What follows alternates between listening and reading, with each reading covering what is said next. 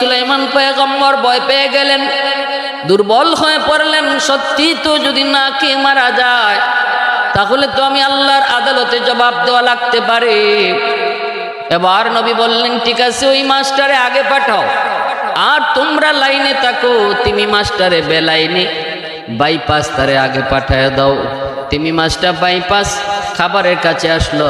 সুলাইমান নবী বলতেছেন, বলো তুমি কেমনে খাবা, খানা শুরু করো, স্টার্ট করো। মাস্টার করে, নবী গো আমি শুরু করবো না, আমি হা করে থাকবো আর আপনি খানা দিতে থাকেন। যখন আমার পেট ভরবে আমি নিজেই বলবো আমার ক্ষুধা নিবারণ শেষ, আমার পেট ভরে গেছে, আর লাগবে না। এমনি সুলাইমান নবী দানবদেরকে বলতেছেন, তোমরা ওর মুখে একটা আস্তা গরু ঢুকায় দাও, ফ্রাই করা গরু ওর মুখে ঢুকায় দাও।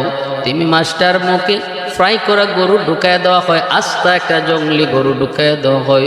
নবী মনে মনে ভাবছেন, হয়তো এই গরুটা একটা খাইলে তার পেট ভরে যাবে। কিন্তু মাস্টার হাত আর মুখ থামে না, হাত যে করছে আর মুখ বন্ধ করে না। নবী দানবদেরকে বলে, আরেকটা গরু ঢুকায় দাও।